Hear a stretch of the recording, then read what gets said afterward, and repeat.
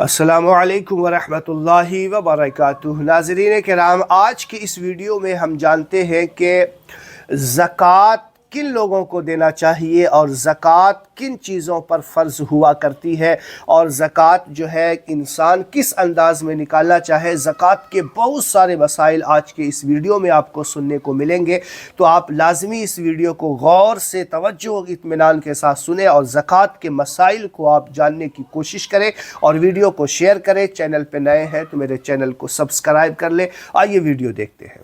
آج کل لوگ گھر میں بیٹھ کے پیسے کمانا چاہتے ہیں۔ حضرت داؤد علیہ السلام اللہ کے پیغمبر ہیں، اللہ کے نبی ہیں، سلیمان علیہ السلام کے والد ہیں۔ آپ روزانہ بھیس بدل کے نکلتے تھے کہ میں اپنے بارے میں پوچھوں کہ میری کمی کیا ہے۔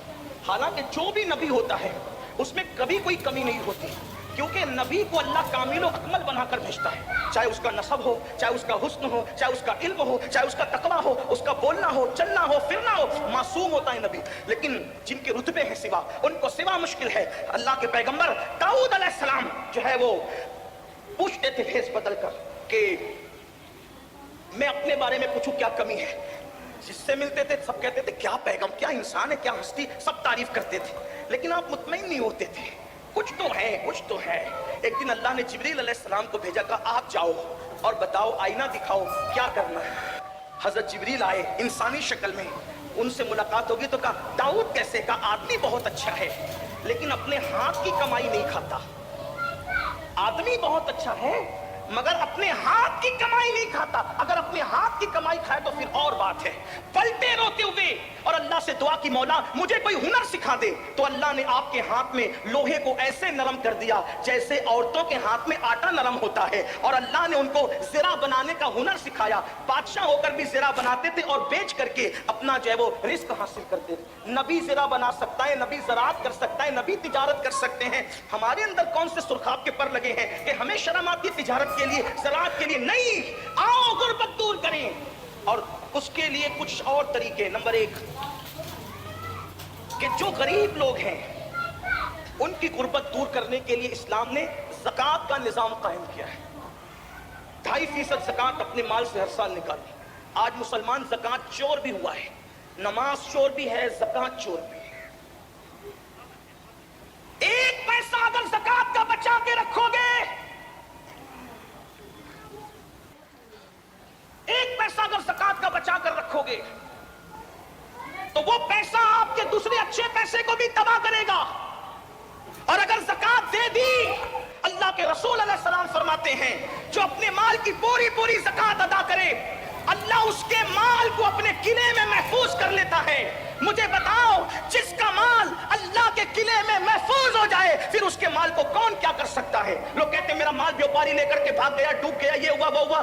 زکوٰۃ نہیں دیتے، غریبوں کا حق نہیں دیتے، اس لیے کوئی لے کر کے بھاگتا ہے۔ واللہ اگر ایک ایک پائی کی زکوٰۃ نکال دو تو اللہ کے سچے نبی نے فرمایا کہ جس نے زکوٰۃ نکال دی اس کا مال اللہ کے قلعے میں محفوظ ہو گیا۔ ایک بات۔ دوسری بات، جب زکوٰۃ نکالو تو زکوٰۃ کو کوئی سسٹم سے تقسیم کرو۔ کچھ لوگوں کو تو ہم نے 200 روپے تقسیم کرتے دیکھا، ٹھیک ہے، اس پہ کوئی شرع کا حکم نہیں کہ تملیغ شرط ہے فقیر کے لیے، لیکن آپ سے پوچھتا ہوں کم سے کم ایسا ہو جائے۔ علماء کرام بیٹھے ہوئے، صرف اپنی اصلاح کی خاطر مشورہ دے رہا ہوں، آپ کی مشورہ ہے میرا کہ اپنی زکوٰۃ کو 3 حصوں میں تقسیم کریں اگر ہو سکے تو۔ نمبر 1، ایک حصہ اپنے رشتہ داروں میں تقسیم کریں۔ نمبر 2، ایک حصہ عام مسلمانوں میں تقسیم کریں۔ اور نمبر 3، ایک حصہ مدارس دنیا میں تقسیم کریں۔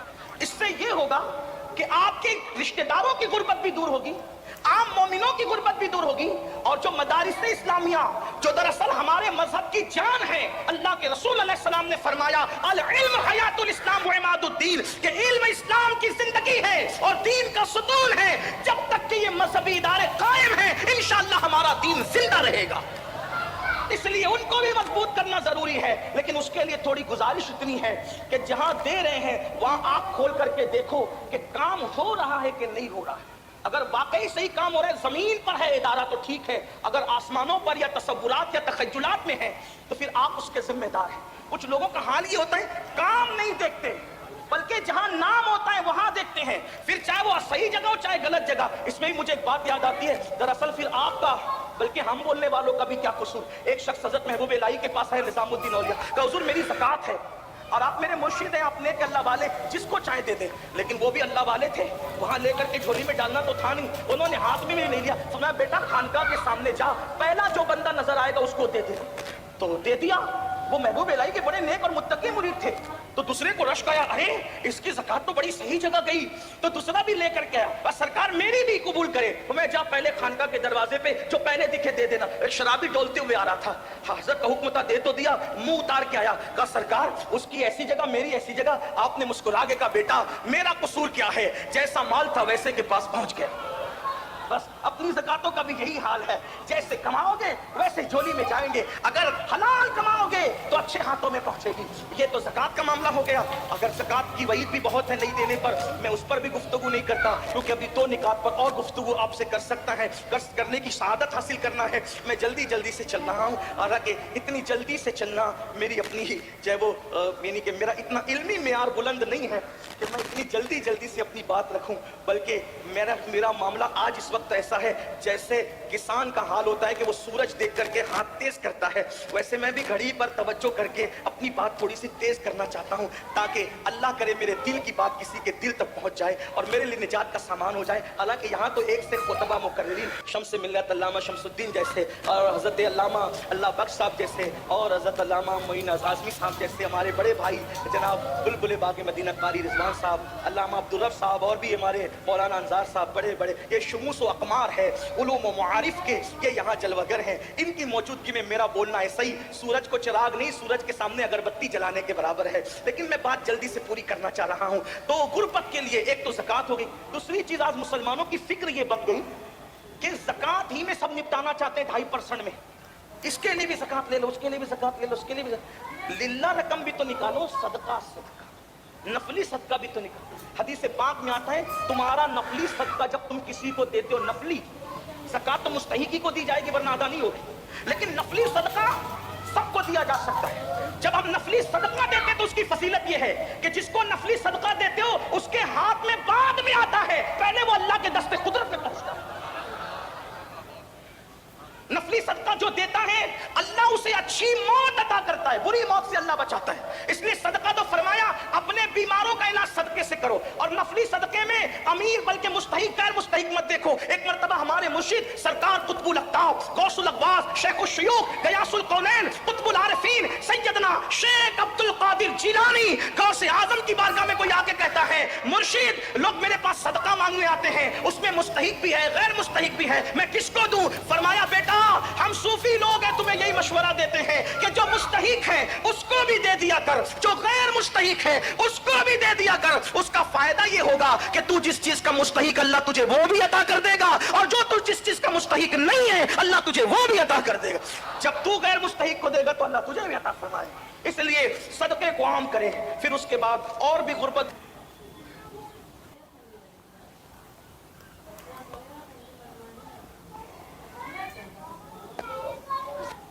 खरबों में निकलेगी, खरबों में, लेकिन बस सही तकसीम की जरूरत है। खुदा करे अल्लाह हमारी कौम को शऊर दे। दूसरा मसला है जिहालत। जिहालत हर बुराई की जड़। जाहिल जो करेगा उसकी तवक्को आप किसी से नहीं रख सकते। पहली बात, पहले जिहालत की तारीफ सुन लें।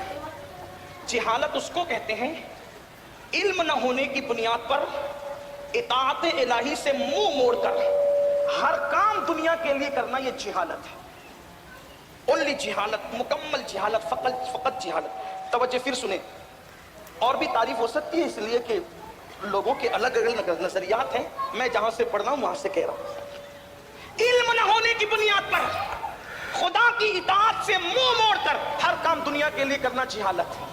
और एक है जिहालत जहले मुरक्कब। जहले मुरक्कब यह है इल्म होने की बुनियाद पर खुदा की इताअत से मुंह मोड़कर हर काम दुनिया के लिए करना, यह जहले मुरक्कब है। तो जाहिल से भी बड़ा जाहिल वो है जो जहले मुरक्कब रखता है। लेकिन आपसे कहना चाहता हूं इस्लाम हर जिहालत को मिटाने के लिए आया है, इसलिए हम इल्म की तरफ तवज्जो करें। आज देखिए नमाज पढ़ना नहीं आती, जिहालत। वुजू करना नहीं आता, जिहालत। नमाज जुमा के मसाइल नहीं मालूम, जिहालत। हज के मसाइल नहीं मालूम, जिहालत। माँ बाप की नाफरमानी नहीं मालूम, जिहालत। औरतों पे बात آپ کی نظر جہالت، زنا، شراب، یہ سب گندگی جو پھیلی جہالت، قتل غارت گری جہالت، یہ سب جہالت کے مسائل ہیں. آئیے جہالت کو دور کریں اور جہالت کا خاتمہ کریں. مسلمانوں سے میری اتنی گزارش ہے، اپنی دولت کا، دولت مند لوگ اپنی دولت کا صحیح استعمال کریں اور جہالت کے خاتمے کے لیے ادارے بنائیں، اور ایسے صاف ستھرے ادارے. ہمارے امیر، ہمارے قائد حضور امیر سنی دعوت اسلامی نے ایک فکر یہ دی لوگوں کو، بلکہ وہ دیتے ہی رہتے ہیں کہ لوگ الہاد کے ماحول میں علم بانٹ رہے ہیں